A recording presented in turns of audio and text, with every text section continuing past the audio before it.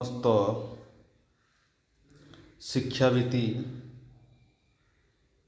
ଓ ଶିକ୍ଷକ ମହାଶୟ ମାନଙ୍କୁ ଓ ମୋର ଅଧ୍ୟାପକ କର୍ମଚାରୀ ମହାଗୁରୁମାନଙ୍କୁ ପ୍ରଣାମ କରି ମୋର YouTube channel Study Tech by Das ସାର୍କୁ ସ୍ୱାଗତ ଜଣାଉଛି। ଯାହା ଆପଣମାନଙ୍କର ଚ୍ୟାନେଲ୍କୁ ଆପଣମାନେ କେମିତି ଗ୍ରୋ କରିବେ ତାହା ହିଁ ଆପଣମାନଙ୍କର ଚିନ୍ତା। ସେ ଯାହା ବି ହେଉଛି ହଉ, କିନ୍ତୁ ମୁଖ୍ୟ ପ୍ରସଙ୍ଗଟି ହେଲା ପେନ୍ସନ୍ ପ୍ରସଙ୍ଗ। ଯେଉଁ ଶିକ୍ଷକମାନେ ବା ଟିଚରମାନେ ସ୍କୁଲ କଥା ହେଉ କିମ୍ବା 488 662 ବର୍ଗର ଅବସର ପ୍ରାପ୍ତ ବା ଅବସର ନେଇଥିବା ବା ଅବସର ନେବାକୁ ଯାଉଥିବା ଅଧ୍ୟାପକ କର୍ମଚାରୀ ସାର୍ମାନଙ୍କର କଥା।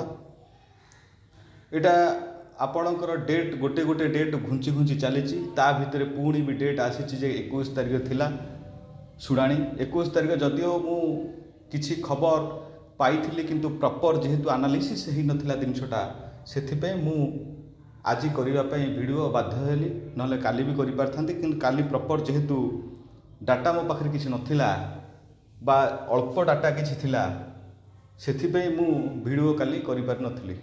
ଯଦିଓ ମୋତେ ମେସେଜ୍ ଆସୁଥିଲା ବା କମେଣ୍ଟ ଆସୁଥିଲା ଯେ କାଲିର କଥା କ'ଣ ହେଲା, ବନାନ୍ତୁ ଭିଡ଼ିଓ ବନାନ୍ତୁ ବୋଲି। ନିଶ୍ଚିତ ଯେ ଆମେ ଯାହା କରିବା ଗୋଟେ ପ୍ରପର୍ ପାରାଫିନିଆରେ କରିବାକୁ ପଡ଼େ। ଯେହେତୁ ଆପଣମାନେ ଶିକ୍ଷିତ ବା ଉଚ୍ଚଶିକ୍ଷିତ ଆଜ୍ଞାମାନେ ଦେଖୁଛନ୍ତି, କିନ୍ତୁ ଆପଣମାନଙ୍କ ପାଇଁ ପ୍ରପର୍ ପାରାଫିନିଆରେ କରିବାକୁ ପଡ଼େ। ସେ ଯାହା ବି ହେଉଛି ହଉ, ଅନୁଦାନ ପ୍ରାପ୍ତ ଶିକ୍ଷାନୁଷ୍ଠାନ ବା ଅଣ ଅନୁଦାନ କିନ୍ତୁ ସବୁଗୁଡ଼ା ତ ଅନୁଦାନ ପ୍ରାପ୍ତ ଶିକ୍ଷାନୁଷ୍ଠାନ, ସେ ସ୍କୁଲ ହେଉ କିମ୍ବା ଆପଣଙ୍କର 488 କିମ୍ବା 662 ବର୍ଗର କଲେଜ ହେଉ, ଯେଉଁମାନେ ରିଟାୟାରମେଣ୍ଟ ହେଇଯାଇ ସାରିଛନ୍ତି ବା ଯେଉଁମାନେ ହେବାକୁ ଯାଉଛନ୍ତି, ତାଙ୍କର ମୁଖ୍ୟ ପ୍ରସଙ୍ଗଟି ଏ କଥା। ସେ ଦେଲେ ଯେ ଜୁଲାଇ 1ରେ ଚୂଡ଼ାନ୍ତ ନିଷ୍ପତ୍ତି ପୁଣି ହେବ। ବୋଧହୁଏ ଜୁଲାଇ 1 ତାରିଖରେ ଫାଇନାଲ୍ ହେବ ବୋଲି ଆମେ ଆଶା କରିବା। ଏଇ ପେନ୍ସନ୍ରେ ସେଇ ହାଇକୋର୍ଟର ଗୋଟିଏ ଜଷ୍ଟ ଗୋଟେ ଭିଡ଼ିଓ କ୍ଲିପ୍ଟି, କାରଣ ଭିଡ଼ିଓ ତ ଦେଖେଇ ହେବ ନାହିଁ, କପିରାଇଟ୍ସ ହେଇଯିବ, ସେଥିପାଇଁ ଭିଡ଼ିଓ କ୍ଲିପ୍ଟି ଦେଖେଇ ହେଉଛି। ଏଇ ସେ ଦେଇଛନ୍ତି ହାଇସ୍କୁଲଙ୍କର ପେନ୍ସନ୍ କଥା। ଏଇଟା ହାଇସ୍କୁଲ ନାହିଁ, ସବୁଗୁଡ଼ାକର, କାରଣ ପେନ୍ସନ୍ କେସ୍ ହେଉଛି ଶୁଣାଣି। ଇଏ ସବୁଗୁଡ଼ାକ ସେଠି ନିଜେ ହେଉଛନ୍ତି ଯେ ଆଡ଼ଭୋକେଟ୍ ଜେନେରାଲ୍ ଯିଏ ଅଛନ୍ତି। ଏହା ହେଲା କଥା ଯେ ଆଡ଼ଭୋକେଟ୍ ଜେନେରାଲ୍ ଜଣେ ଯେଉଁ ଗଭର୍ଣ୍ଣମେଣ୍ଟ ରହେ ଷ୍ଟେଟ୍ରେ, ସେ ଗଭର୍ଣ୍ଣମେଣ୍ଟର ଯିଏ ପାଖାପାଖି ଲୋକ, ଏପାଳି ବିଜେପି ଗଭର୍ଣ୍ଣମେଣ୍ଟ ଅଛି, ବିଜେପି ଗଭର୍ଣ୍ଣମେଣ୍ଟର ପାଖାପାଖି ଲୋକ ହେଉଛନ୍ତି କିଏ? ସେ ନା ନିଜେ ହେଉଛନ୍ତି ପୀତାମ୍ବର ଆଚାର୍ଯ୍ୟ। ଆଉ ପୀତାମ୍ବର ଆଚାର୍ଯ୍ୟ ହେଉଛନ୍ତି ଆଡ଼ଭୋକେଟ୍ ଜେନେରାଲ୍। ଇଏ ହେଉଛନ୍ତି ପୀତାମ୍ବର ଆଚାର୍ଯ୍ୟ, ଇଏ ଜଣେ ଓକିଲ। ଏ ଦୁଇ ଜଣ ହେଉଛନ୍ତି ଆମର ଜଷ୍ଟିସ୍। ଜଣେ ହେଉଛନ୍ତି ଆପଣଙ୍କର ଇଏ ଶ୍ରୀଦୀପ ସାର୍, ଆଉ ଜଣେ ହେଉଛନ୍ତି ଆପଣଙ୍କର ଦାସ ସାର୍। ବାକି ଆପଣଙ୍କର ଏଇ ଯେଉଁ ଓକିଲ 4 ଜଣ ଏଠି ଖଣ୍ଡପୀଠ ଏଠି କରିଛନ୍ତି। ଦେଖିବା କ'ଣ ହେଉଛି ଜିନିଷଟା। ସେଇ ଏକା କଥା, କ୍ଲିପ୍ଟି ଏପଟ ସେପଟ କରାଯାଇଛି, ଆଉ କିଛି ନାହିଁ ହେଲା। ଇଏ ହେଲା କଥା। ଏଠି ଆମେ ଦେଖିବା ଯେ ସମ୍ବାଦ ପେପରର ନ୍ୟୁଜ୍ଟି ଯେ ଅନୁଦାନ ପ୍ରାପ୍ତ ଶିକ୍ଷାନୁଷ୍ଠାନରେ କର୍ମଚାରୀଙ୍କୁ ପେନ୍ସନ୍ ପ୍ରସଙ୍ଗ ଜୁଲାଇ 1ରେ ହାଇକୋର୍ଟରେ ଚୂଡ଼ାନ୍ତ ଶୁଣାଣି। ନିଶ୍ଚିତ ଜୁଲାଇ 1 ତାରିଖରେ ଫାଇନାଲ୍ ଶୁଣାଣି ହେବ ବୋଲି ଆମେ ଆଶା ବାନ୍ଧି ବସିବା। ନିଶ୍ଚିତ ଫାଇନାଲ୍ ଶୁଣାଣି ହେବ, କାରଣ ଗଭର୍ଣ୍ଣମେଣ୍ଟ ଧୀରେ ଧୀରେ ଘୁଞ୍ଚେଇ ଚାଲିଛି। ଆପଣଙ୍କର ଫେବୃଆରୀ ମାସଠୁ ଆରମ୍ଭ କରିକି ମାର୍ଚ୍ଚ 13 ତାରିଖ, ମାର୍ଚ୍ଚ 13 ତାରିଖରୁ ମାର୍ଚ୍ଚ 21 ତାରିଖ, 21 ତାରିଖରୁ ଡାଇରେକ୍ଟ ଜୁଲାଇ 1, ମାନେ ଜୁନ୍ ମାସଟା ଟୋଟାଲି ଗଲା 30 ଦିନ। ଇଏ ବି ଗଲା 7-8 ଦିନ 9 ଦିନ ଗଲା। ୟା ଅର୍ଥ ଗୋଟିଏ ପ୍ରକାର ଗଭର୍ଣ୍ଣମେଣ୍ଟ କ'ଣ ଚିନ୍ତା କରିଛି ଯେ ଏଠି 40 ଦିନ ଘୁଞ୍ଚେଇ ଦେଲା ଗଭର୍ଣ୍ଣମେଣ୍ଟ। ତାହେଲେ ଗଭର୍ଣ୍ଣମେଣ୍ଟର କେଉଁଠି ନା କେଉଁଠି କ'ଣ ପଜିଟିଭ୍ ଥଟ୍ ବୋଲି ଆମେ ଭାବିବା ବା ଆଶା କରିବା। କାହିଁ ମୋତେ ଠିକ୍ ଲାଗୁନାହିଁ ଯେ ଆପଣମାନେ ତ ମହାଗୁରୁ, ଆପଣମାନଙ୍କୁ କ'ଣ ଲାଗୁଥିବ ବା ଯେଉଁମାନେ ପେନ୍ସନ୍ ପାଉନାହାନ୍ତି 10-12 ବର୍ଷ ବା 15 ବର୍ଷ ହେଲା ପଡ଼ିଗଲେଣି, ସେମାନଙ୍କୁ କେତେ କଷ୍ଟ ହେଉଥିବ ସେଇମାନେ ହିଁ ଜାଣିଛନ୍ତି। ଯେଉଁମାନେ ଆଗକୁ ରିଟାୟାରମେଣ୍ଟ ବର୍ଷେ 2 ବର୍ଷ ଭିତରେ କି ମାସେ 1.5 ମାସ ଭିତରେ ହେବେ, ସେମାନଙ୍କୁ କେତେ କଷ୍ଟ ହେଉଥିବ ସେମାନେ ହିଁ ଜାଣିଛନ୍ତି। ୟା ଅର୍ଥ କଷ୍ଟଟା ସେଇ ଲୋକ ଜାଣିପାରିବ ଯିଏ କଷ୍ଟ ପାଉଛି। କିନ୍ତୁ ଯେହେତୁ ଏ ଗଭର୍ଣ୍ଣମେଣ୍ଟରେ ବସିଛନ୍ତି ବା ଯିଏ ଆଡ଼ଭୋକେଟ୍ ଜେନେରାଲ ନିଜେ ପୀତାମ୍ବର ଆଚାର୍ଯ୍ୟ ଅଛନ୍ତି, ସିଏ ଟିକେ ଚିନ୍ତା କରିବା ଆବଶ୍ୟକତା ଅଛି ଯେ କେସ୍ଟାକୁ କେମିତି ସଲ୍ଭ କରିବା, ଠିକ୍ରେ ସଲ୍ଭ କରିବା। ଯଦିଓ ଗଭର୍ଣ୍ଣମେଣ୍ଟକୁ ଆମର ତ୍ରିପାଠୀ ସାର୍ ଆଗରୁ ମାସେ ଆଗରୁ ଏସବୁ ତଥ୍ୟକୁ କ୍ଲିଅର କଟ୍ କରିଦେଇଛନ୍ତି ପେନସନ୍ କଥାଟାକୁ, କିନ୍ତୁ ଇଏ ଡିଲେ କରିବାର ମାନେ କିଛି ନାହିଁ। ୟାର ଅର୍ଥ ଇଏ ଡିଲେ କରିବାର ମାନେ କିଛି ନାହିଁ। କିନ୍ତୁ ଯେହେତୁ ଏମାନେ ଡିଲେ କରି ଚାଲିଛନ୍ତି, ଦେଖିବା କ'ଣ ହେଉଛି, ଆଗ ଭବିଷ୍ୟତକୁ ଦେଖିବା କ'ଣ ହେଉଛି। କିନ୍ତୁ କଥା ହେଲେ ଯେ ଅନୁଦାନ ପ୍ରାପ୍ତ ସ୍କୁଲ ଓ କଲେଜ ଅବସର କର୍ମଚାରୀଙ୍କର ପେନସନ୍ ହେଲା ସମ୍ପୃକ୍ତି ମାମଲା ଗୁଡ଼ିକର ଚୂଡ଼ାନ୍ତ ଶୁଣାଣି ଜୁଲାଇ 1 ତାରିଖରେ ଧାର୍ଯ୍ୟ କରିବ ହାଇକୋର୍ଟ। ହେଲା, ଜୁଲାଇ 1 ତାରିଖରେ ଧାର୍ଯ୍ୟ ନିଶ୍ଚିତ। ପରବର୍ତ୍ତୀ ତାରିଖରେ କୌଣସି ପକ୍ଷର ମହଲତ ପ୍ରଦାନ ୟା ଅର୍ଥ ପରବର୍ତ୍ତୀ ତାରିଖରେ ଯେଉଁ ଜୁଲାଇ 1 ତାରିଖକୁ ସିଏ ଆଉ ହାଇକୋର୍ଟ ନେବନି ବୋଲି ସେ କହିଛନ୍ତି। କିଏ କହିଛନ୍ତି? Justice Dixit, Krishna Sridev and justice Chittaranjan Das. ଆପଣଙ୍କର ଶ୍ରୀପଦ ଆଉ ଶ୍ରୀପଦ ଆଉ ଚିତ୍ତରଞ୍ଜନ ଦାସ, ଏ ଦାସ ଦୁଇ ଜଣ ଇଏ କହିଛନ୍ତି ଯେ ଆଉ 20 ଥର ବା 10 ଥର ବା ବାରମ୍ବାର ଡେଟ୍ ଘୁଞ୍ଚେଇ ହେବ ନାହିଁ। ଏଇଟା ଜୁଲାଇ 1 ତାରିଖଟା ଲାଷ୍ଟ ଘୁଞ୍ଚେଇବା। ଯେହେତୁ ସେମାନେ ଓକିଲ ଏଠି ଡିମାଣ୍ଡ କଲେ, ଗଭର୍ଣ୍ଣମେଣ୍ଟ ତରଫରୁ ଗଭର୍ଣ୍ଣମେଣ୍ଟ ଓକିଲ ଡିମାଣ୍ଡ କଲେ ବା ଆଡ଼ଭୋକେଟ୍ ଜେନେରାଲ ସେମାନଙ୍କୁ ସେମିତି ଫିଟ୍ କରିଥିଲେ ଯେ ଡିମାଣ୍ଡ କର ବୋଲି, ତାହେଲେ ଏମାନେ ଘୁଞ୍ଚେଇ ଚାଲିଲେ। ଘୁଞ୍ଚେଇରେ କ'ଣ ସେ ତଥ୍ୟ କାଢ଼ିବେ କ'ଣ ନାହିଁ ସେ ତ ପର କଥା। କିନ୍ତୁ ଏ ଖଣ୍ଡପୀଠରେ ନିଶ୍ଚିତ ଏମାନେ କେଉଁଠି ନା କେଉଁଠି ଆମର ଏମ୍ପ୍ଲୟିମାନଙ୍କ ପାଇଁ ଗୋଟେ ପଜିଟିଭ୍ ଥଟ୍ ନେଇକି 2 ଜଣ ଜଷ୍ଟିସ୍ ଗୋଟେ ପଜିଟିଭ୍ରେ ଅଛନ୍ତି ବୋଲି ଆମେ ଆଶା ବାନ୍ଧି ବସିବା। ନିଶ୍ଚିତ ଯେ ଆମେ ଆଶା ବାନ୍ଧି ବସିବା କ'ଣ, ଆମେ ଆଶା ବାନ୍ଧିବା ନିଶ୍ଚିତ ପେନସନ୍ ପ୍ରସଙ୍ଗଟି କ୍ଲିଅର ହେବ, ଜୁଲାଇ 1 ତାରିଖରେ କ୍ଲିଅର ହେବ। ସେ ଉଚ୍ଚସ୍ତରୀୟ କମିଟି ତାଙ୍କର ସେ କରିଥିଲେ, ଉଚ୍ଚସ୍ତରୀୟ କମିଟିରେ ସେ ଦାଖଲ କରିଦେଇଥିଲେ ରିପୋର୍ଟ। ଅଲରେଡ଼ି ସେ ତ ଦାଖଲ ସରିଥିଲା ରିପୋର୍ଟଟା, କିନ୍ତୁ ସେ ରିପୋର୍ଟ ଅନୁସାରେ ଆପଣଙ୍କର ସରକାରଙ୍କ ତରଫରୁ ଦାଖଲ କରାଯାଇ ନଥିଲା। ସେ ରିପୋର୍ଟ ଅନୁସାରେ ଠିକ୍ କୌଣସି ଦାଖଲ କରାଯାଇନଥିଲା। ଏଠି କମିଟିର ପ୍ରଦାନ କିଛି ପ୍ରାରମ୍ଭିକ ରିପୋର୍ଟ ଏଇଟା ହେଲା।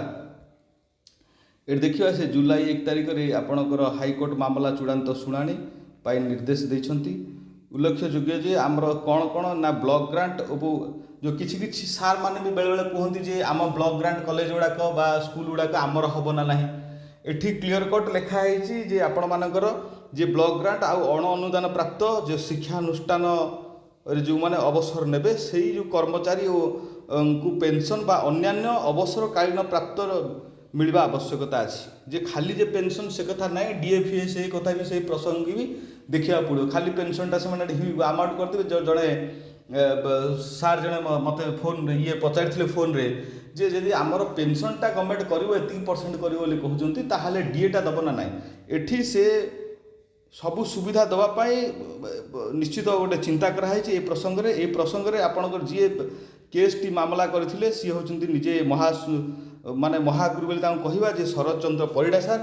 କାରଣ ଜଣେ ଆଗକୁ ଆସିବା ଦରକାର। ଯଦି ଜଣେ ଆଗକୁ ନ ଆସିବ, ଗୋଟେ ରେଭୁଲେସନ୍ ନ ହେବ, ତାହେଲେ କୌଣସି କଥାର ସମାଧାନ ବାହାରି ପାରିବ ନାହିଁ। ସମାଧାନର ଯେଉଁ ପନ୍ଥା କେବେ ବାହାରି ପାରିବ ନାହିଁ। ଯେ ସମସ୍ତେ ସୁବିଧାବାଦୀ ରହିଲେ ହେବ ନାହିଁ ଏଠି। ତାହେଲେ ଆମେ ଦେଖିବା ଯେ ନିଶ୍ଚିତ ଇଏ ଗୋଟିଏ କଥା ଯେ ସିଏ ତାଙ୍କ ଦାଖଲ କରିଥିଲେ ଶୁଣାଣିଟାକୁ ଗୋଟେ କେବେ ନା 2015 ମସିହାରେ ହାଇକୋର୍ଟର ବ୍ଲକ ଗ୍ରାଣ୍ଟ ସ୍କୁଲ ଅବସର ପ୍ରାପ୍ତ ଶିକ୍ଷକ ବା ଅଧ୍ୟାପକ କର୍ମଚାରୀଙ୍କ ପେନସନ୍ ବା ଅବସରକାଳୀନ ଏସବୁ ସୁବିଧାକୁ ସେ କରିଥିଲେ। କେବେ କରିଥିଲେ? ଏଇଟା କରିଥିଲେ ଆପଣଙ୍କର 15ରେ କରିଥିଲେ। 15ରୁ 25 10 ବର୍ଷ, ଇଏ ହେଲା 26 ବର୍ଷ। ୟା ଅର୍ଥ ଗୋଟେ 11 ବର୍ଷ 12 ବର୍ଷର ଜର୍ଣ୍ଣିଂ ହେଇଗଲାଣି। ୟା ଭିତରେ ଗଭର୍ଣ୍ଣମେଣ୍ଟ କଥା ନିଶ୍ଚିତ ଡିଲେ ହେବ। କିନ୍ତୁ ଯେତେବେଳେ ଗୋଟେ ଫାଇନାଲ ମୋଡ଼କୁ ଗଲା ପରେ ଗଭର୍ଣ୍ଣମେଣ୍ଟ ତଥାପି କ'ଣ କରୁଛି ନା ଫେବୃଆରୀଟା ଘୁଞ୍ଚେଇକି ମାର୍ଚ୍ଚ 13କୁ ନେଲା, ମାର୍ଚ୍ଚ 13ଟା ଘୁଞ୍ଚେଇକି 21କୁ ନେଲା, 21ଟା ବର୍ତ୍ତମାନ ଜୁଲାଇ 1କୁ ନେଇଯାଇଛି। ଇଏ ତାହେଲେ ଗୋଟିଏ କେଉଁଠି ନା କେଉଁଠି ଗୋଟେ ପଜିଟିଭ୍ ବା କଥା ଗଭର୍ଣ୍ଣମେଣ୍ଟର କାହିଁ ଆମେ ଆଶା ବାନ୍ଧି ବସି ପାରୁନାହାନ୍ତି ଯେ ଗଭର୍ଣ୍ଣମେଣ୍ଟ ଏଠି କହିବ ଯେ ହାଇକୋର୍ଟ ତ କଲା ଆମେ କ'ଣ କରିବୁ। ତାହେଲେ ହାଇକୋର୍ଟ କଲା ଠିକ୍ ଅଛି, କିନ୍ତୁ ଗଭର୍ଣ୍ଣମେଣ୍ଟ ତରଫରୁ ତ ଆଡ଼ଭୋକେଟ୍ ଜେନେରାଲ ନିଜେ ପୀତାମ୍ବର ଆଚାର୍ଯ୍ୟ ଅଛନ୍ତି ନା। ଇଏ ହେଲା କଥା, ସେଇଟାକୁ ଦେଖିବାକୁ ପଡ଼ିବ। ତାହେଲେ ଏ ରାୟର ସୁପ୍ରିମକୋର୍ଟ କାଏମ ରଖିଥିଲେ। ନିଶ୍ଚିତ ଏ ରାୟକୁ ସୁପ୍ରିମକୋର୍ଟ ବି କାଏମ ରଖିଥିଲେ। ହେଲା, ପରବର୍ତ୍ତୀ ସମୟରେ ପେନସନ୍ ଓ ଅବସରକାଳୀନ ପ୍ରାପ୍ତ ଏସବୁ ସୁବିଧା ଗୁଡ଼ାକ ପ୍ରଦାନ କରିବା ପାଇଁ ଏ ଯେଉଁ ଶିକ୍ଷାନୁଷ୍ଠାନ ବା ଅନୁଦାନ ପ୍ରାପ୍ତ ଶିକ୍ଷାନୁଷ୍ଠାନ ଗୁଡ଼ିକରେ ଏସବୁ ସୁବିଧା କଥା ବା କଥାକୁ ଚିନ୍ତା କରିଥିଲେ। ସରକାର ତ ସେତେବେଳେ ତାଙ୍କର ଇଏକୁ ଖରଚ କରିଦେଇଥିଲେ କୌଣସି କାରଣରୁ। ଯାହା ବି ହେଉଛୁ ଏଥିରେ ୟା ପରେ ଯେତେବେଳେ ହାଇକୋର୍ଟ ଗୋଟେ ଖଣ୍ଡପୀଠ କଲେ, ସେଠି 3 ମାସ ଭିତରେ ଗୋଟେ ଅନୁଦାନ ପ୍ରାପ୍ତ ଶିକ୍ଷାନୁଷ୍ଠାନକୁ ଶିକ୍ଷକ ଅଧ୍ୟାପକ କର୍ମଚାରୀମାନଙ୍କୁ କେମିତି ପେନସନ୍ ପ୍ରଦାନ କରାଯିବ ସେ କଥାକୁ ଗୋଟେ ଚିନ୍ତା କରିଥିଲେ। କେବେ ଏଇଟା ଗୋଟେ 24ରେ କରିଥିଲେ, 24 ଜାନୁଆରୀ 12ରେ କରିଥିଲେ, 24 ଫାଇନାଲ ହେଇଥିଲା, ରାୟଟା ହେଇଥିଲା। କିନ୍ତୁ ସେଇଟାକୁ ଧୀରେ ଧୀରେ ଚ୍ୟାଲେଞ୍ଜ କରିକି ସେ ଗଭର୍ଣ୍ଣମେଣ୍ଟ ଚ୍ୟାଲେଞ୍ଜ କଲା 24 ପରେ, କାରଣ 24 ଜାନୁଆରୀ ମାନେ ସେ ଏଠିରେ ତ ଇଏ ଆସିଲେ ଜୁନ୍ ମାସ ଆଡ଼ିକି ଆସିଲେ, ଗଭର୍ଣ୍ଣମେଣ୍ଟ ଆସିଲା 24 ଜୁନ୍ ଆଡ଼ିକି ଆସିଲା। କିନ୍ତୁ ଇଏ ବି ସେଟାକୁ କାଏମ କରିଦେଇଥିଲେ, ବିଜେଡ଼ି ଗଭର୍ଣ୍ଣମେଣ୍ଟ ଥିଲେ। ଇଏ କ'ଣ କଲେ, ଇଏ ବି ଘୁଞ୍ଚେଇ ଚାଲିଲେ। ଇଏ ଗୋଟେ ମୁଖ୍ୟ ପ୍ରସଙ୍ଗ ଦେଖିଲେ ଯେ ହାଇ ପାୱାର କମିଟି। କିନ୍ତୁ ହାଇ ପାୱାର କମିଟି ଅଲରେଡ଼ି ମାସେ ପୂର୍ବରୁ ତାର ତଥ୍ୟ ଅଶୋକ ସାର୍ ଦେଇ ସାରିଲେଣି। କିନ୍ତୁ ତାପରେ ବି ଏମାନେ ଧୀରେ ଆହୁରି ବି ଡିଲେ କରି ଚାଲିଛନ୍ତି। ୟାର ମୁଖ୍ୟ ଉଦ୍ଦେଶ୍ୟ କ'ଣ ଥାଇପାରେ? ହୁଏତ ଆମେ ନେଗେଟିଭ୍ ଖାଲି ଗଭର୍ଣ୍ଣମେଣ୍ଟର ନେବା ନାହିଁ, ବେଳେବେଳେ ପଜିଟିଭ୍ ନେବା। ବୋଧହୁଏ ସବୁଗୁଡ଼ାକ ସେମାନେ କ୍ଲାରିଟି କରୁଥିବେ, ଯେହେତୁ ଶିକ୍ଷାବିତ୍ତି ମାନେ ବସୁଛନ୍ତି, ତାଙ୍କର ଗୋଟେ କ୍ଲାରିଟି ରହିଥିବ। ବୋଧହୁଏ ଆମେ ପଜିଟିଭ୍ ଥଟ୍ରେ ନେବା। କିନ୍ତୁ ଯେହେତୁ ହାଇକୋର୍ଟ ଏ ଶୁଣାଣି ଦେଇଛି, ଜୁଲାଇ 1 ଲାଷ୍ଟ ଶୁଣାଣି ଦେଇଛି, ନିଶ୍ଚିତ ଜୁଲାଇ 1ରେ ଆମେ ଆଶା ବାନ୍ଧି ବସିବା ଯେ ଜୁଲାଇ 1ରେ ଫାଇନାଲ ଡିସିସନ୍ ହେବ। ଇଏ ହେଲା କଥା।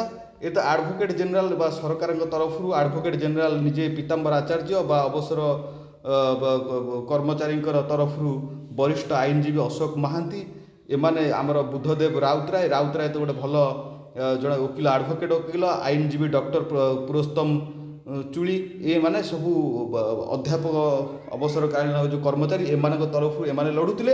କିନ୍ତୁ ପୀତାମ୍ବର ଆଚାର୍ଯ୍ୟ ନିଜେ ଜେନେରାଲ, ସିଏ କ'ଣ ହେଉଥିଲେ ନା ଗଭର୍ଣ୍ଣମେଣ୍ଟ ତରଫରୁ ସିଏ ଲଢ଼ୁଥିଲେ। କିନ୍ତୁ କଥା ହେଲା, ନିଶ୍ଚିତ ତାଙ୍କ କଥାଟା ରହିଛି। ସେ ଜୁଲାଇ 1 ତାରିଖକୁ ଆମେ ଦେଖିବା।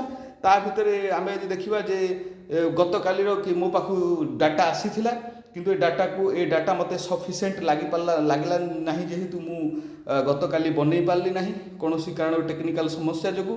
କିନ୍ତୁ କଥା ହେଲା ଯେ ବର୍ତ୍ତମାନ ଆଜିକି ବନେଇବାକୁ ଷ୍ଟାର୍ଟ କଲି। କିନ୍ତୁ ଦେଖିବା ଯେ ଆମେ ଜୁଲାଇ 1 ତାରିଖ ପର୍ଯ୍ୟନ୍ତ ଆମେ ଅପେକ୍ଷା କରି ବସିବା।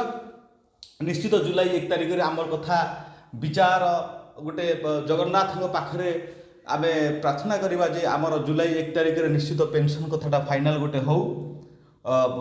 ଯାହା ବି ହେଉଛି ହଉ, ଆପଣମାନେ ଏ ଚ୍ୟାନେଲ୍ ସହିତ ଯୋଡ଼ି ହେଇକି ରହିଥିବାରୁ ଆପଣମାନଙ୍କୁ ବିଶେଷ ମୁଁ ଧନ୍ୟବାଦ ନୁହଁ, ମୁଁ ଆପଣଙ୍କୁ ମୁଁ ପ୍ରଣାମ ବି କରୁଛି ଯେ ଆପଣମାନେ ଏ ଚ୍ୟାନେଲ୍ ସହିତ ଯୋଡ଼ି ହେଇକି ରହିଥାନ୍ତୁ। ଯେକୌଣସି ଯେତେବେଳେ ଏ ରିଲେଟେଡ଼୍ ଆପଣଙ୍କର ନୋଟିସ୍ ଆସିବ, এই ଚ୍ୟାନେଲ୍ ମାଧ୍ୟମରେ ନିଶ୍ଚିତ ମୋର ଚ୍ୟାନେଲ୍ରେ ଅପଲୋଡ଼ କରାଯିବ।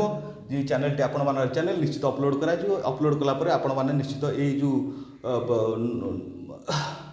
ନୋଟିଫିକେସନ୍ ଗଲା ପରେ ଆପଣ ନିଶ୍ଚିତ ଜାଣିପାରିବେ ଯେ କ'ଣ ହେଇଛି ହାଇକୋର୍ଟରେ, କ'ଣ ହେଲା ବା ପେନସନ୍ ପ୍ରସଙ୍ଗଟି କ'ଣ ହେଲା। ଚ୍ୟାନେଲ୍ ସହିତ ଯୋଡ଼ି ହେଇକି ଆପଣମାନେ ରହିଥାନ୍ତୁ। ଆଉ କିଛି କହୁନାହିଁ, ଆଜିର ଭିଡ଼ିଓକୁ ଏଠି ଏଣ୍ଡ କରୁଛି। ଜୟ ଜଗନ୍ନାଥ। ମୁଁ ବି ଜଗନ୍ନାଥଙ୍କ ପାଖରେ ବି ପ୍ରାର୍ଥନା କରୁଛି, ଆପଣମାନେ ବି କରନ୍ତୁ ଯେ ଜୁଲାଇ 1 ତାରିଖରେ ସେ ଆଡ଼ଭୋକେଟ୍ ଜେନେରାଲ ହୁଅନ୍ତୁ ବା ଆମର ଚିଫ୍ ଜଷ୍ଟିସ୍, 2 ଜଣ ଚିଫ୍ ଜଷ୍ଟିସ୍ ହୁଅନ୍ତୁ କି ମୋହନ ସରକାରଙ୍କ ସମସ୍ତଙ୍କ କଣ୍ଠରେ ସେ ଜଗନ୍ନାଥ ବିଜୟ କରି କିନ୍ତୁ ଖୁବ୍ ଶୀଘ୍ର ସେ କଥାଟାକୁ ଜୁଲାଇ 1 ତାରିଖରେ ସର୍ଟ ଆଉଟ୍ କରିବ ବୋଲି ଆମେ ଜଗନ୍ନାଥଙ୍କ ପାଖରେ ମୁଁ ତ ପ୍ରାର୍ଥନା କରୁଛି। ଆପଣମାନେ ବି ପ୍ରାର୍ଥନା କରନ୍ତୁ ଯେ ସର୍ଟ ଆଉଟ୍ଟି ଖୁବ୍ ଶୀଘ୍ର କିନ୍ତୁ ହେଇଯାଉ। ରହିଲି, ଜୟ ଜଗନ୍ନାଥ। ଆପଣମାନଙ୍କୁ ଆଉଥରେ ବି ମୁଁ ପ୍ରଣାମ କରି ଆଜିର ଭିଡ଼ିଓକୁ ଏଇଠି ସମାପ୍ତ କରିବାକୁ ଯାଉଛି।